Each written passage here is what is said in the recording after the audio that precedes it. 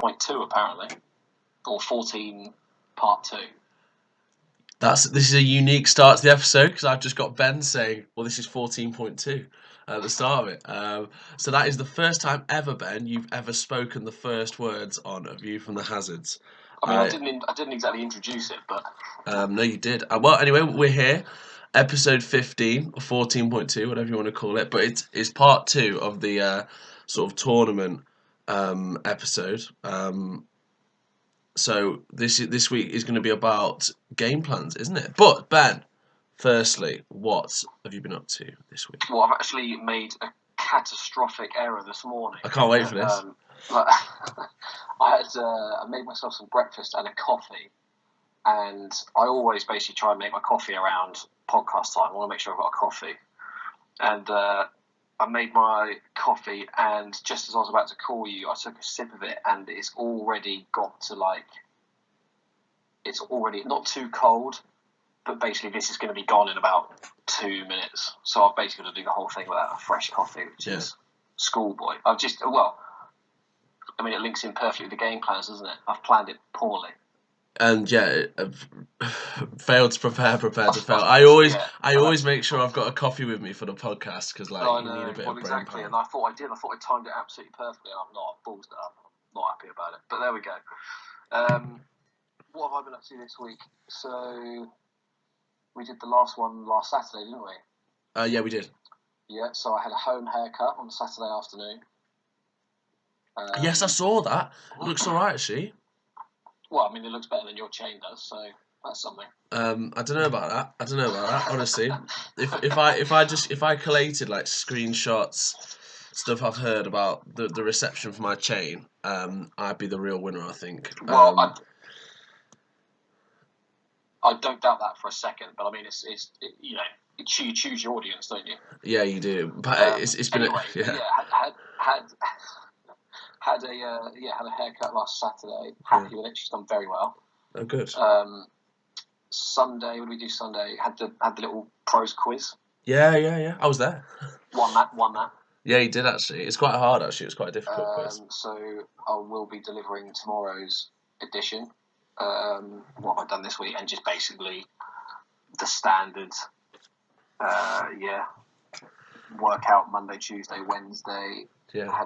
Went for like a active recovery day on Thursday, which was like a 5.5 mile walk. Oh, and then I actually played 9 holes of golf on Thursday. Yeah, I saw that. Did you play on your own?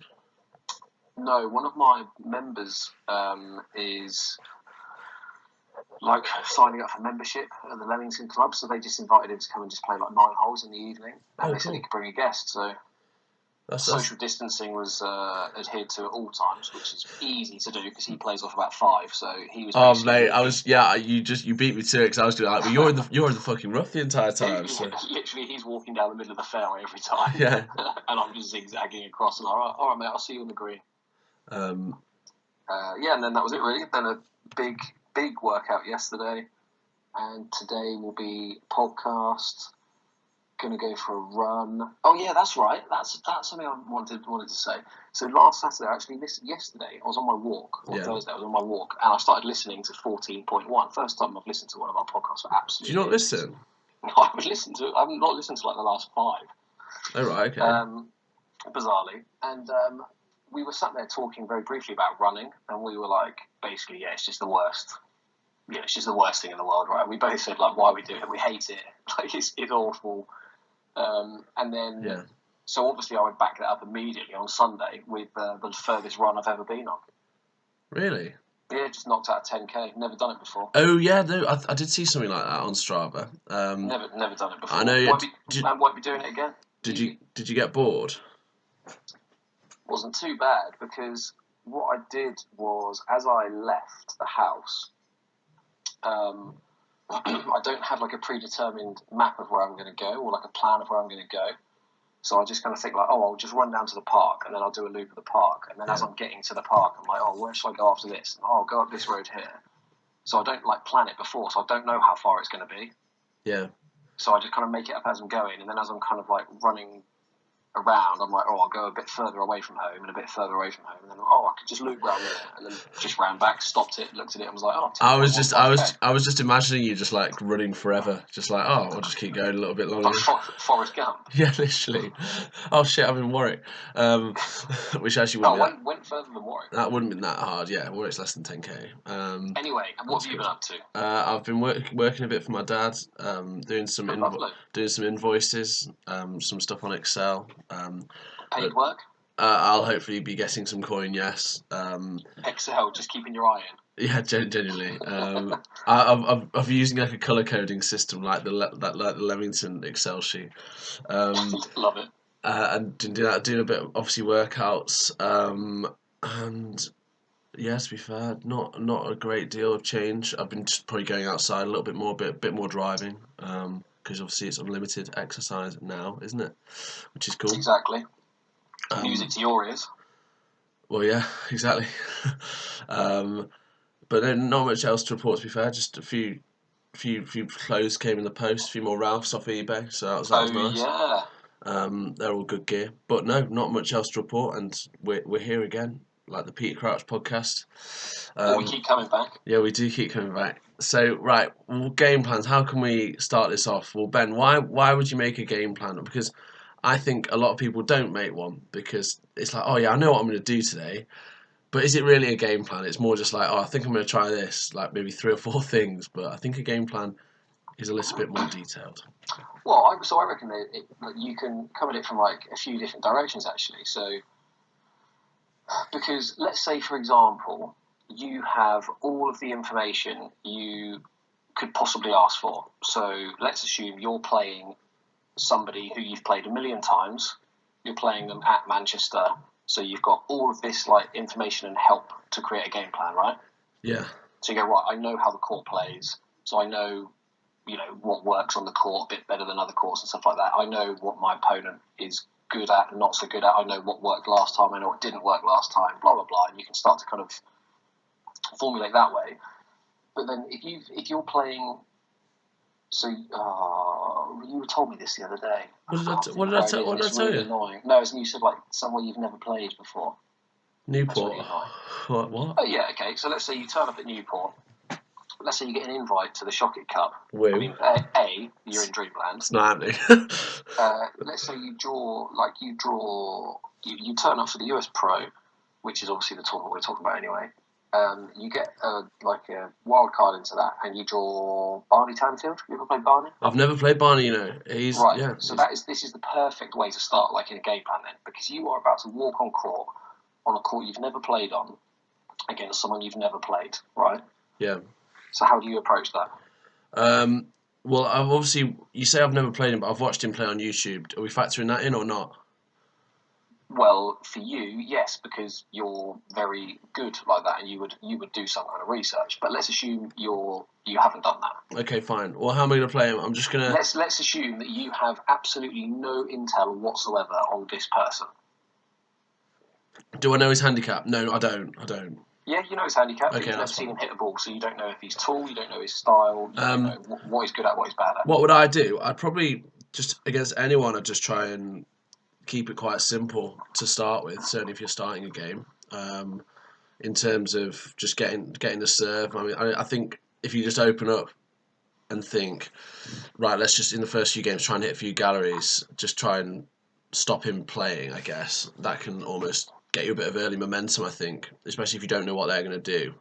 So when you say in the first few games, like just try and hit a few balls into the galleries, for you, the first few games is 5 sets worth, right?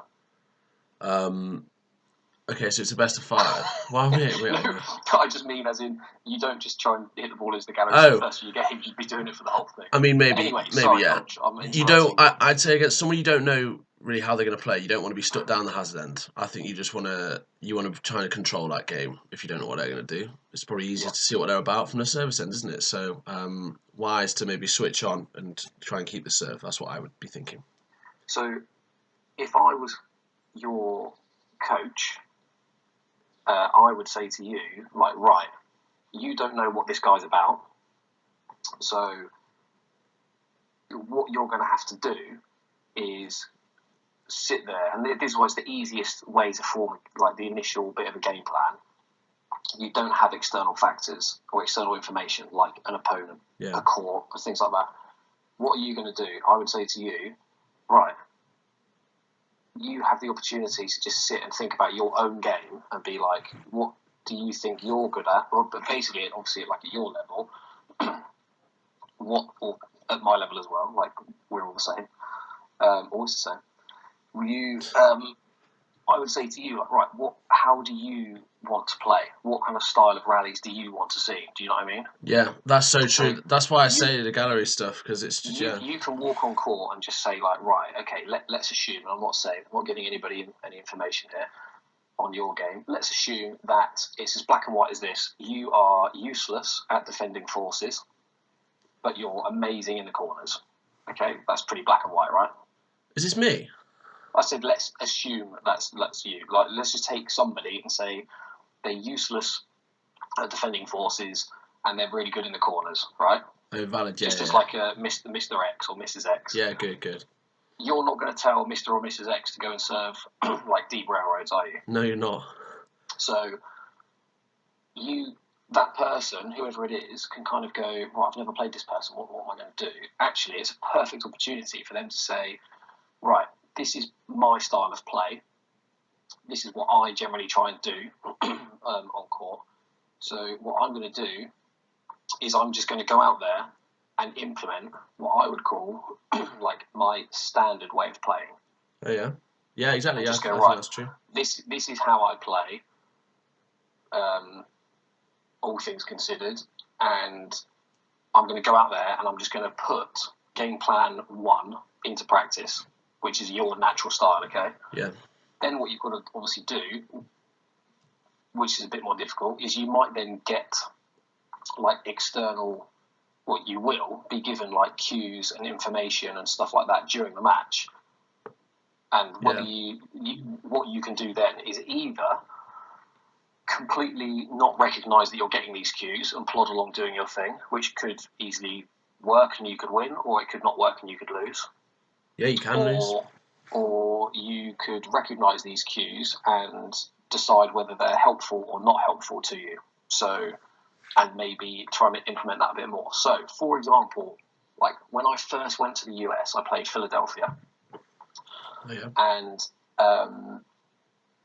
I remember in practice that, like, at that time, the way the balls were playing on the court meant that if you hit the timbre quite aggressively from the forehand corner at the service end, the angle was such that it would basically go along, hit the side wall, and then come back like flush with the back wall. But just the angle the timbre created just happened to give you basically that kind of immediate winner if you hit, like, I think it was main wall timbre.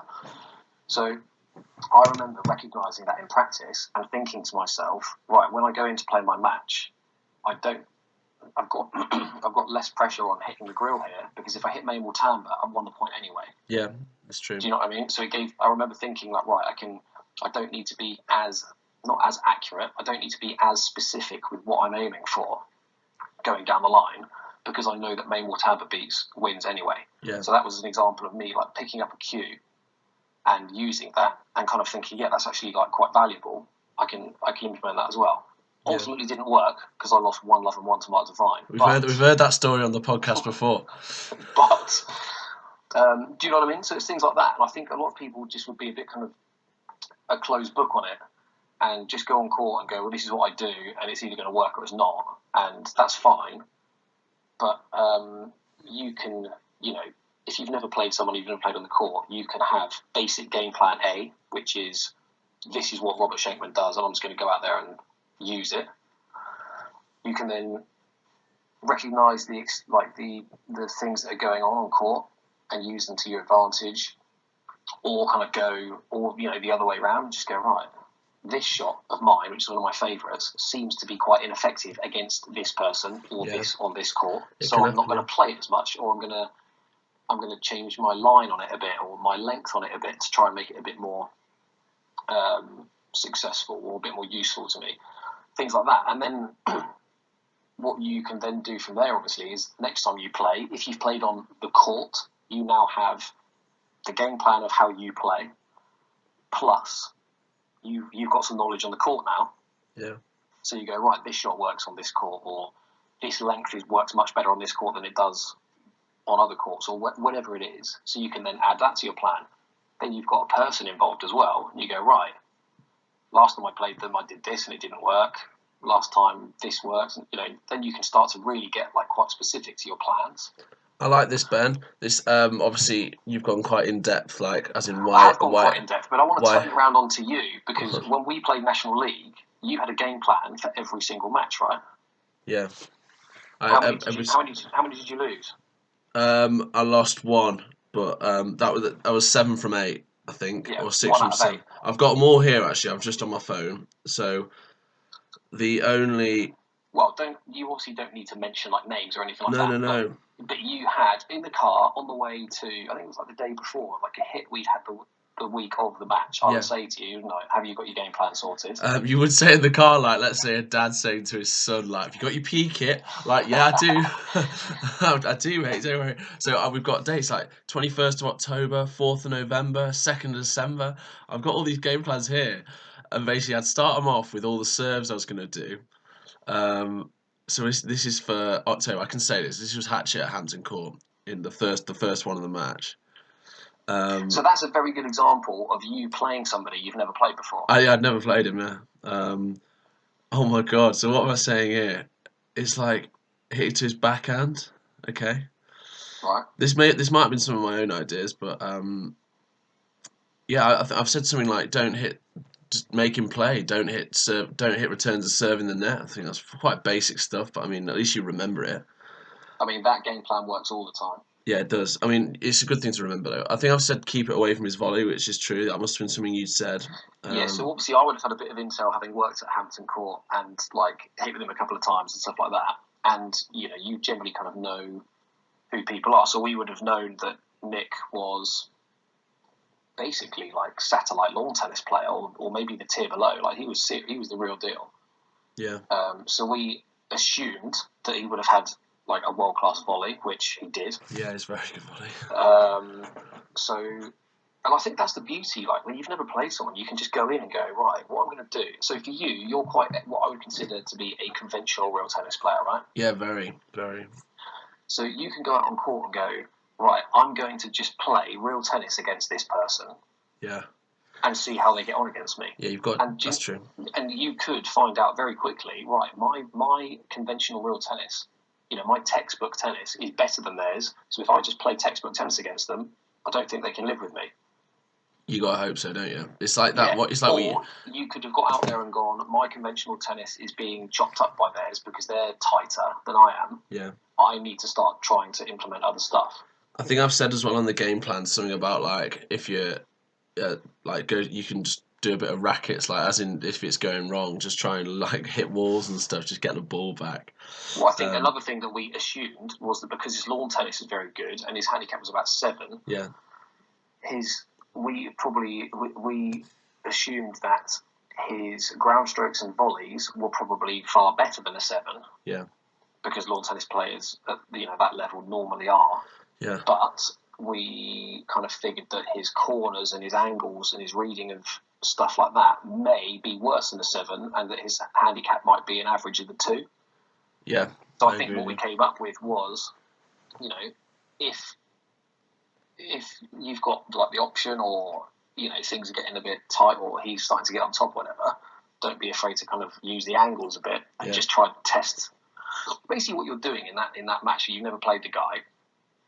It's like a boxing match. The first couple of rounds, do you know what I mean? Great analogy. Not much really goes on, and you're like feeling each other out and going, right, do you know what I mean? Like you're trying a few things, because if you're going to try a few things, throw a few things at them and figure out whether they work or not. The time to do that is at love all, right? Yeah. Not at 4 all. I remember actually I lost the first set like 6-2 or something in that game, because obviously it's like, again, it's a different court, so you're sort of struggling because you're just not really used to like the bounce or whatever. But obviously I think basically when I was losing the second set as well, I just sort of went, right, let's just try something different and just use the angles and whatever, because obviously just playing on the floor just wasn't really working.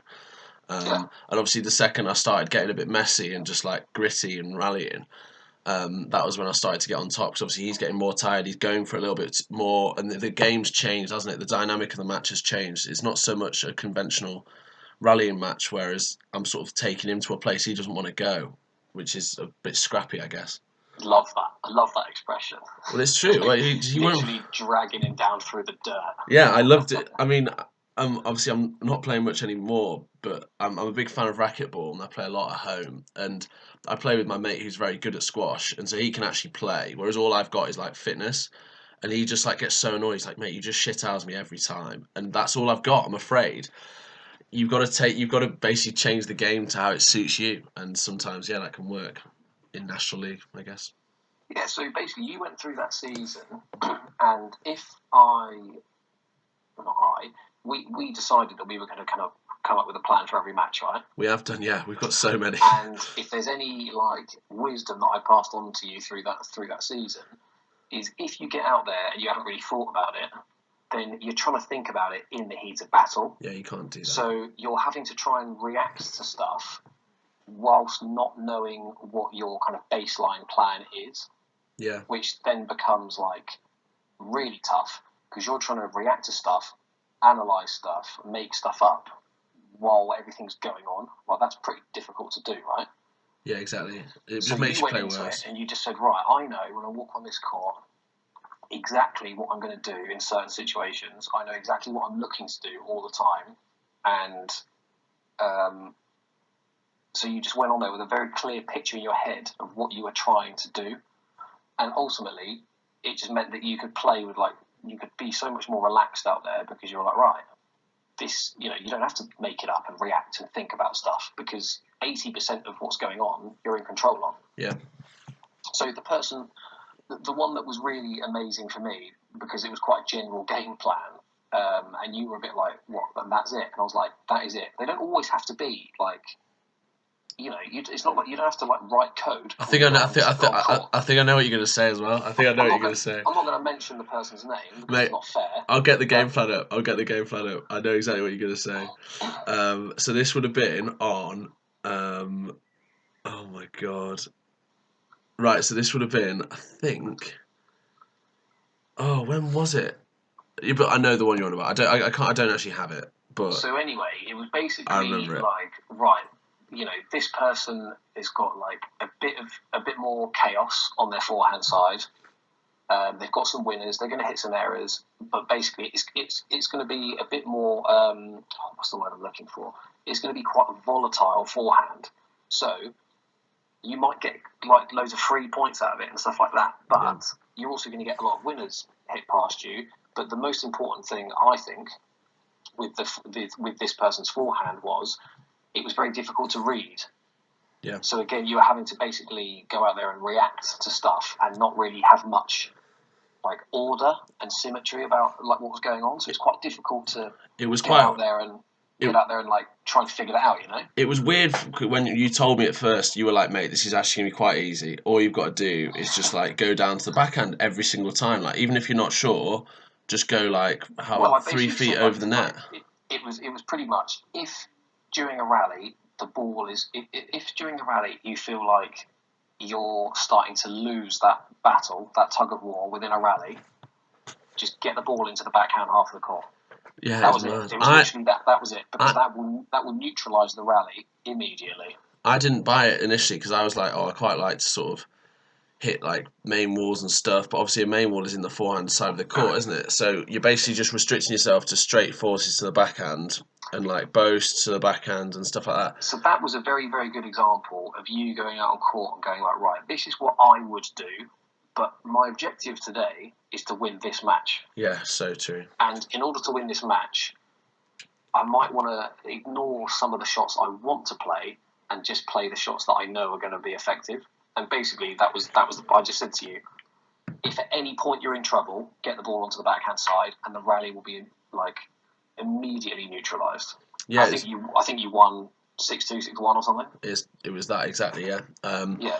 So, and that was a prime example which showed me that obviously a game plan is key rather than just thinking, right, what am I comfortable doing, because that won't necessarily win you a match in realist.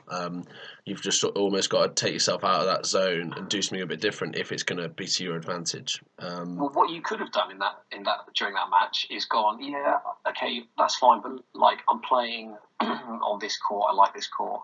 It's good for main walls, so I'm going to try and hit more main walls because that's what I'm trying to practice and stuff like that. And you could have still won the match 4-4, let's say. Yeah. But A, why make it that close if it doesn't need to be? B, if it's 4-4, you're starting to bring like the potential twitchiness in. Why do you want? Why you don't want to do that? Just be in control, smother the guy, and just be like, yeah, this is going to work against you. It might not necessarily be what I want to do, but this is going to work against you, and I'm here to be effective, not look good. Exactly, we're a results. Do you know what I mean? I could play in a style which completely like contradicts everything I believe in, practice, and stuff like that, right? But if I go out there and I beat Rob or Camden or Nick or Steve or Chappers 2-2-2, I don't give a shit. Yeah. I literally don't give a shit. I'm not going to go back. If someone turns around, like put it. So who's got so Camden, right, has brought quite a kind of squash-based style to the tennis court, right? I quite like it personally. I think it's obviously a bit different, but he makes it work. I'm not judging it at all. I'm not saying it's good or it's bad. I'm just stating a fact. I think there is more squash-based play from Camden than other people. Would you agree? I agree completely. There's more boasting. There's more drives to for the nick and stuff like that. The traditional textbook real tennis book or traditionalist or historian is going to say, well, that's not real tennis, right? It would be like somebody walking onto a lawn tennis court and hitting slice everywhere, underarm serves and stuff like that. It's all completely fine. It's illegal. Some people might go, oh, but that's just not tennis, is it? Right? I hate that. It's just it's. I mean, those people who say that just don't win. Well, they're not winners. If that person wins 15 Wimbledons or Camden wins 80 majors playing that way, do you think he gives a shit? No, obviously not. It's like the same cricket. There's not going to be an asterisk on the honours board saying didn't play a nice style, or in my opinion, it's all opinion based anyway. Yeah, exactly.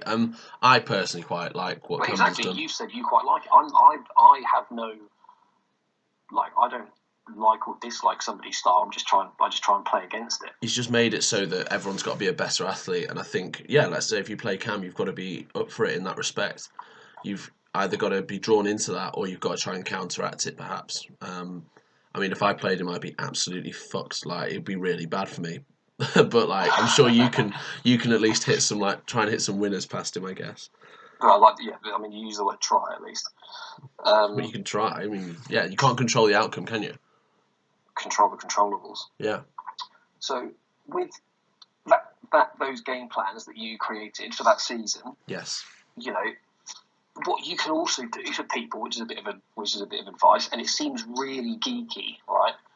But what you can do is you can make a couple of notes, like on your phone or a piece of paper, and you can just stick them in the gallery when you're there. Yeah, that person, if I saw anyone doing that, I'd be like, "What are you doing?" But at the same time, it is a good move. Well, do you know what I mean? Because when you're out there in the heat of battle, it's quite easy to get lost in what's going on and forget what's going on. You kind of go, "Oh God, where am I?" You might just have, the backhand plan.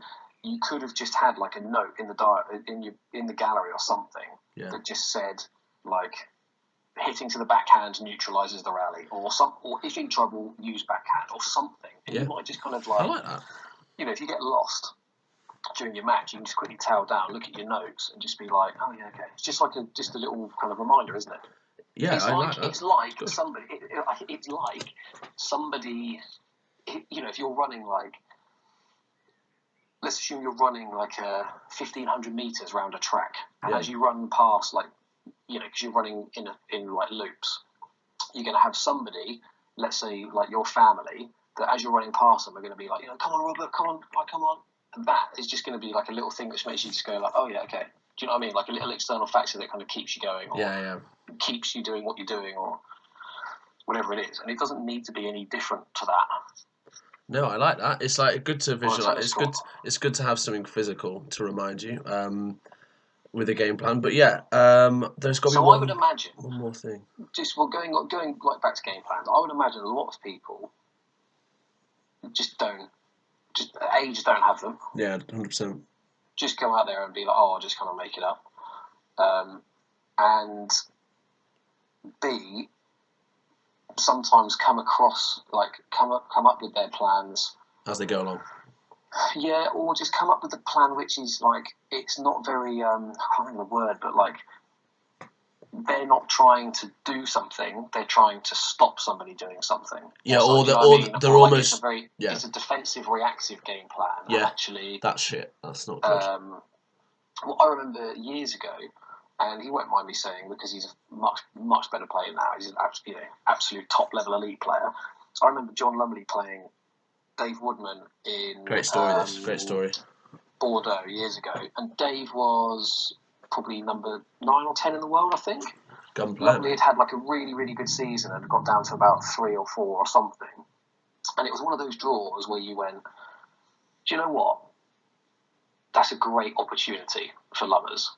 He may not take it, but it's not like it's a plus 10 playing a 10 in the first round. Sorry, waste of everybody's time. Or no chance of a shock, do you know what I mean? Yeah. Whereas this was one of those draws where you went, okay, Dave's the favourite, and Dave probably will win, but what a great shot for Lummers. And if everything starts to like fall into place for him, we could see like a potential upset here, right? Anyway, I went out for lunch, came back, they'd finished, and I kind of said to Lummers, what was the score? And he's like, oh, I lost like 1-1 and 1 or something like that. And I said, what happened? And he said, I just couldn't stop him forcing. Like, I kept on like trying to change my serve up, and I was trying to, I resorted to like drags and stuff just to try and stop him from forcing. And I just don't knock the drag. Don't knock the drag serve. It's good. I didn't knock it. I just said, if you serve it well, then you do restrict people being able to force. So I kind of said to him, all right, what you did there, Lovers, was you played quite a defensive game plan there, because you spent your whole match trying to stop someone from doing something which you're not necessarily in control of doing, right? If Dave Woodman wants to hit a force, he's going to hit a force. You're not going to stop him doing that, right? Yeah. What you can do is if you make it more difficult for him to force, it doesn't mean he's not going to force. Yeah.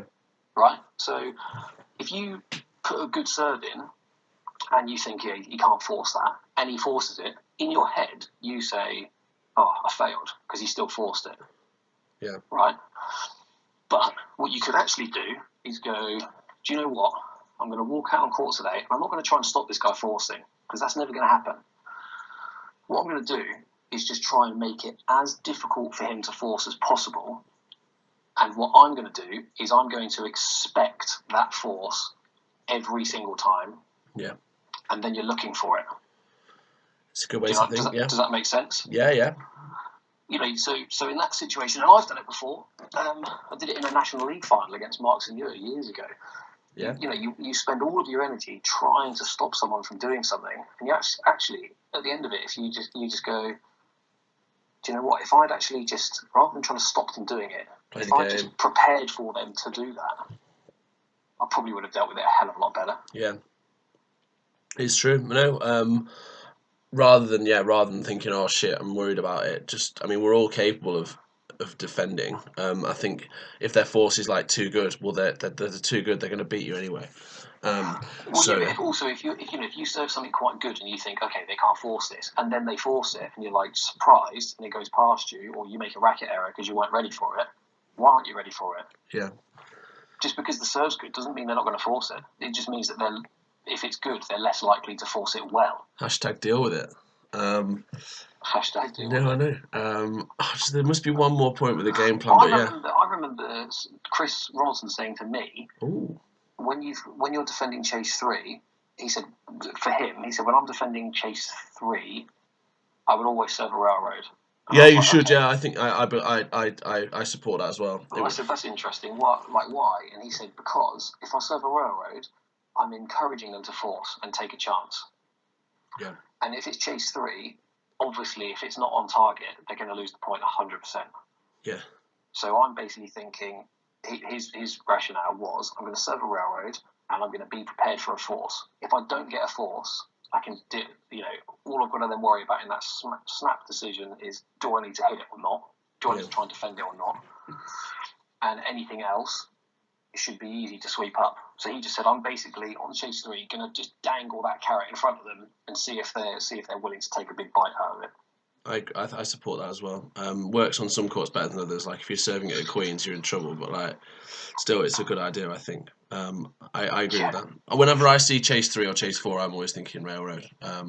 Just hit one. Well, only in the last couple of years. Your railroad when you turned up was absolutely laughable. Well, yeah, I don't know why I used to surf. To be honest, I just really don't know. I'd probably serve a drag. Well, and also it's one of those things like this. When you're kind of practicing and formulating your style of play, there's two ways to look at it. You can either go, oh, I'm just going to follow form, and I just need to play like this because that's what everybody else does. Yeah. That's a way to do it, and if you do it and get really good at it, that's absolutely fine. Or you can go, I'll just never be able to serve a good railroad, so why am I chucking them in there just because everybody else does? Why don't I try and find my own way to play? Why don't I try and solve the problem a different way? Do you know what I mean? I did think that, and then thought that's just not an alpha mentality, really. I mean, everyone does it for a reason. So, I mean, you can say, "Oh no, I don't force. I'm really bad at it," but like, well, you've just clearly not practiced it enough. So, I was talking to one of the older generation, and they were saying, "Oh, well, everybody just serves railroads because Rob does." And I was like, no, it's not true. and I said, "Well, everybody needs to have a railroad." And he was like, "No, You I need completely one. disagree. I completely disagree. You don't need to have a railroad." And I was like, serving is one of the easiest things you can practice, right? Yeah. So I don't see personally that there's any excuse why anybody shouldn't be able to do basically anything with a serve. So my argument to them was, I think everybody should have a decent railroad. And he's like, no, I don't think you need one. I was like, well, I didn't say need one, but you should have one. Yeah. Because you're never going to defend a chase, are you? You may turn around and go, do you know what? I'm never going to serve railroads. But if you suddenly have, a hazard and you're on a court that does take a railroad, why would you not serve it? Yeah. So I'm not saying. So I think that what this person was saying is like, oh, everybody, you all just serve railroads because Rob does, and I'm like, no. I might not serve railroads for a match, but there are times during that match that I will need to. Yeah. It might not be your stock plan, and I might only serve them defending certain chases, but I still need to have that in my arsenal. Do you know what I mean? Yeah. What do you do when you've got so queens? What do you do if you're at the hazard end at queens and your opponent hits a hazard and you're changing ends and you're thinking, right, what do I do there? I'm just like, come on, let's hit a good serve here. Come on, it's got to be now. But what's a good serve there? Because there's nothing you can do there. You've just got to believe your railroad's going to be good enough. You've just got to believe. There's nothing you can serve there which doesn't give them an opportunity to hit a gallery.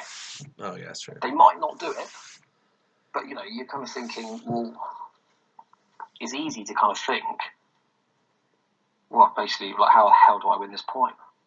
Nah, you can't think that. It's always yours. Well, no, but do you know what I mean? Yeah, I know. It's hard, but and if you then don't have a railroad as well, then you're really asking for trouble. I think we've slightly diverted from the game plans, but I suppose it's all incorporated, isn't it? Not at all. It's completely part of the game plan. Well, yeah, true. So it's just a very intricate part of it. Anyway, sorry. No, it's all right. Well, no, we will have to wrap this topic up, but it's interesting. I think we could talk a lot. I'm looking forward to getting back into tournaments and being able to think about stuff. Yeah, good luck with that. That'll be a while, Ben.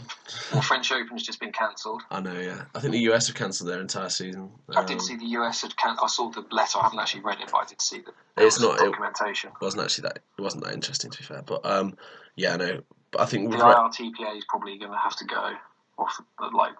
I've got no intel on that. I'm just saying it will probably have to go because with the whole 2-week quarantine before they come into the country, basically what you're asking someone like Lummers or Chappers or somebody, he's just saying, right, you need to try and take 2 weeks off work to sit in quarantine, then you need to play the tournament, and then your country might ask you to quarantine again.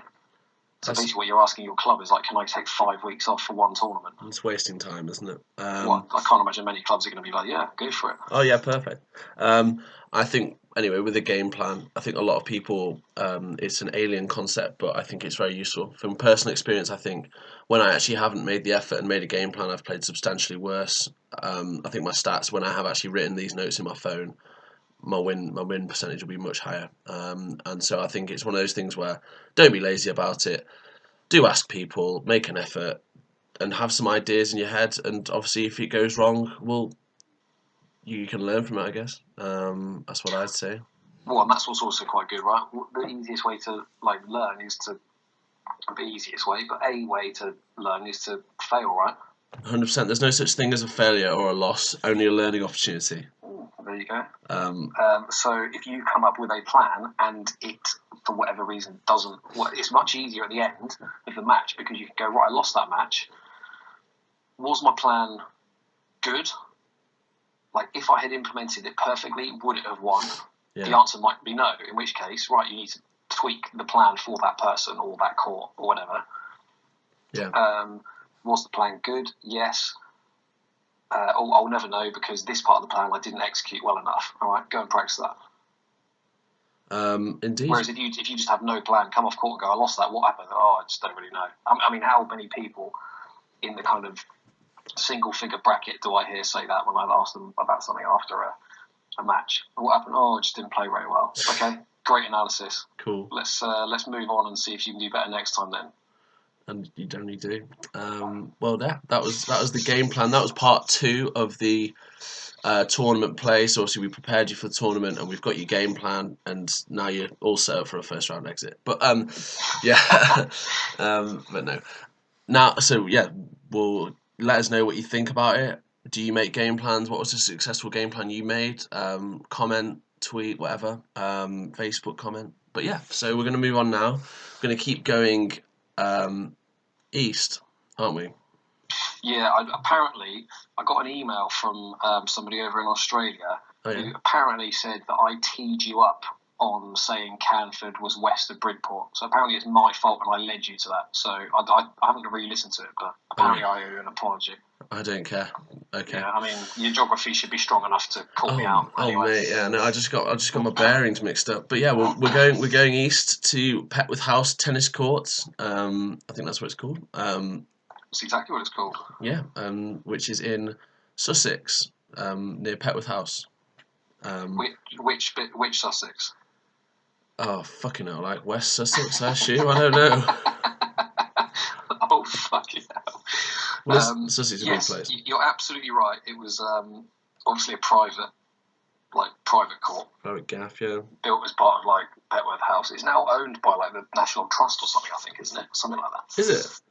Didn't know that. Yeah, something like that. It's definitely like a National Trust building. All right, well, Petworth, for people who haven't been there, quite small, although they have extended their room at the back. Have you been there since they've done that? No, I haven't, but I remember really Lewis sending me a picture. So I think men and women aren't having to share the same changing cubicle. Certainly can't call it a room.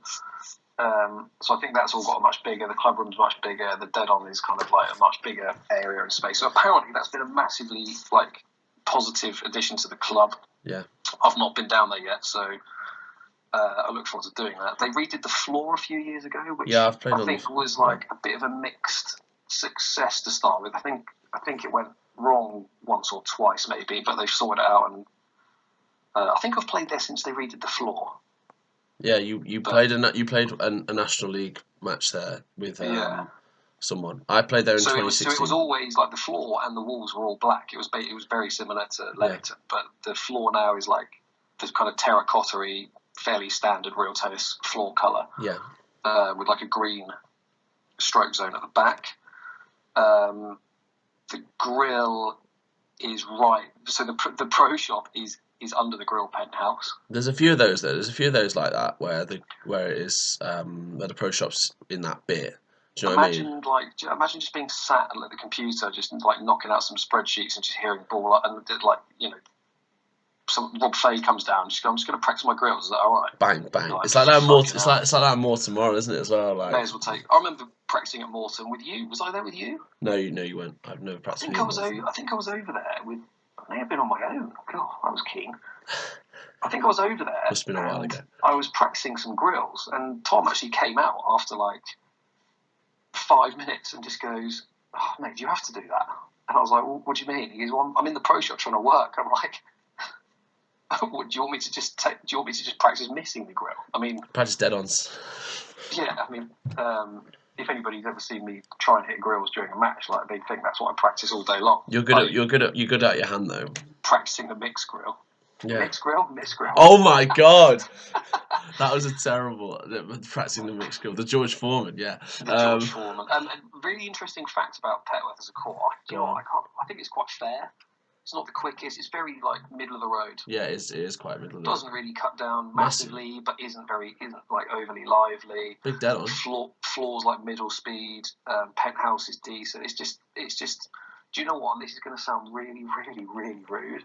Go on. It's not like the most memorable court in terms of how it plays, and that sounds rude, but it's actually a compliment. Think of like a football referee. Yeah. You don't want them to be noticed, right? Yeah, Mike Dean. You notice him, but he's annoying. He gets stuff wrong. You don't want the story of a football match to be the referee.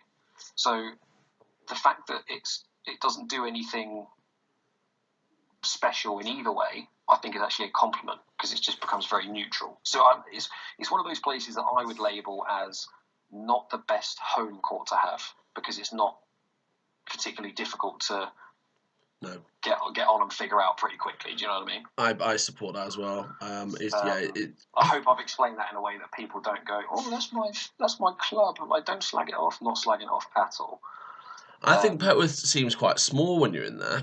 It does feel quite small. It feels small. I don't know why. Yeah, I know what you mean. Well, obviously the interesting stat about Petworth is that the person who built it, can you remember his name?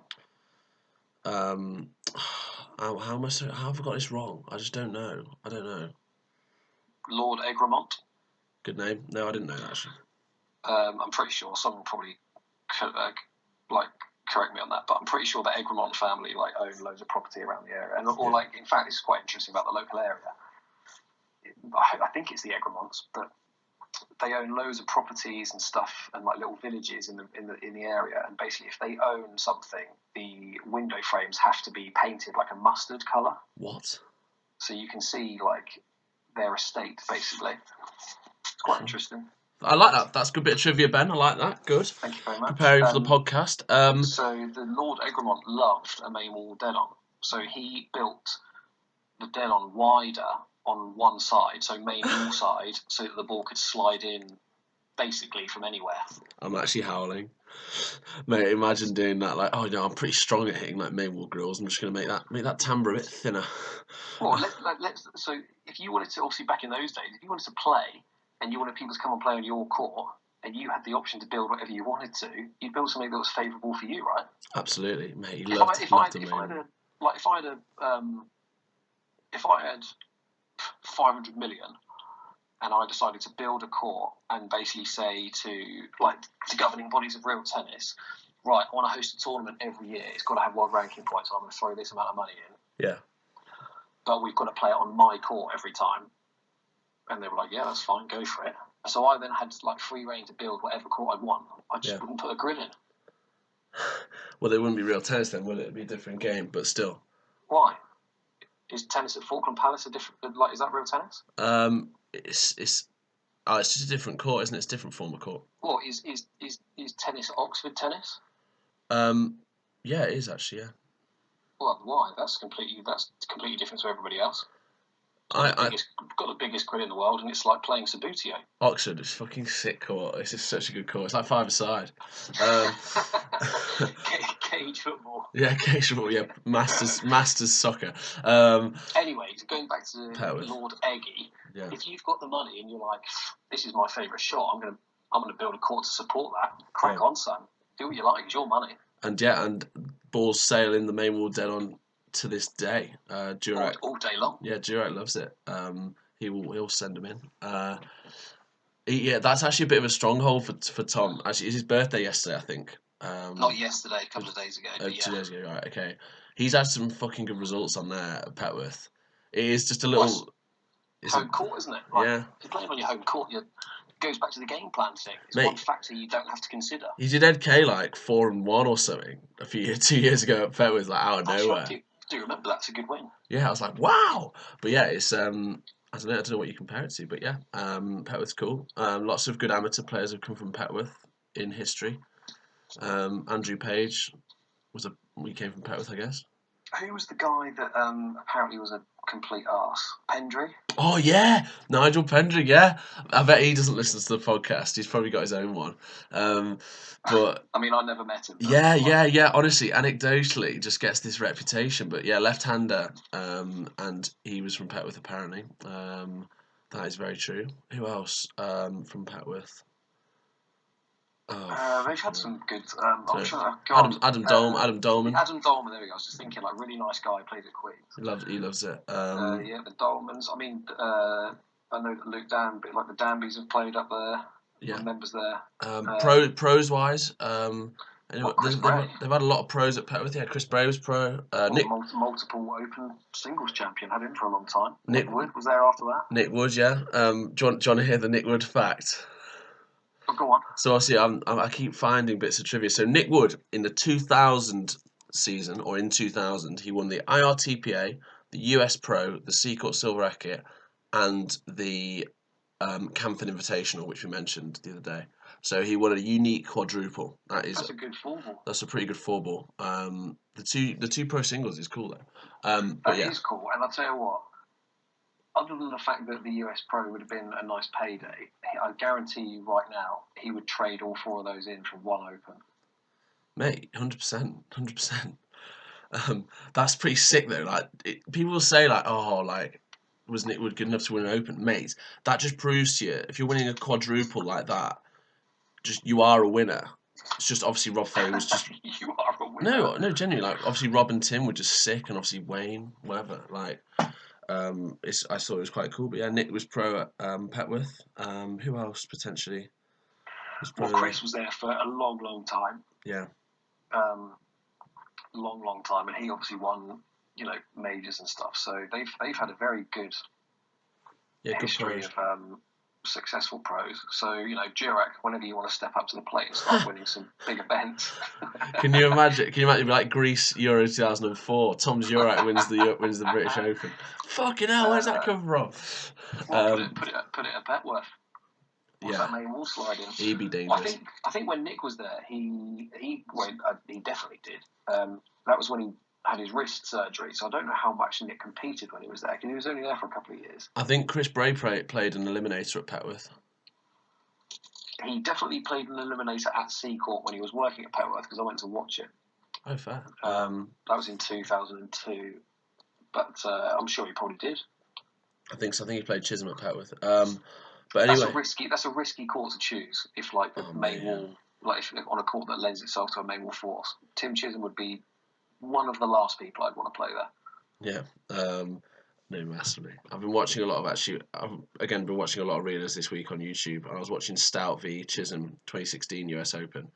Is that Chicago? Yeah. It's just quite a cool game actually, because it's, as you know, with Chicago, it's obviously quite hard to just sort of hit a target, and yeah, it's just aggressive retrieving. It's good. Yeah, I mean, how high the dead on ledge is there is incredible. Remember when I was playing with Steve in the Open there this year, and I'd try and volley something, and if I missed it whenever I turn around, because I'd hear Steve say mine, and then I'd go to volley it thinking what are you talking about, Steve? This thing's in the middle of the dead on, and he'd literally I'd miss it or whatever fairly frequently, and then I'd turn around and look at him and I was like, that's it, right? And he'd just shake his head at me.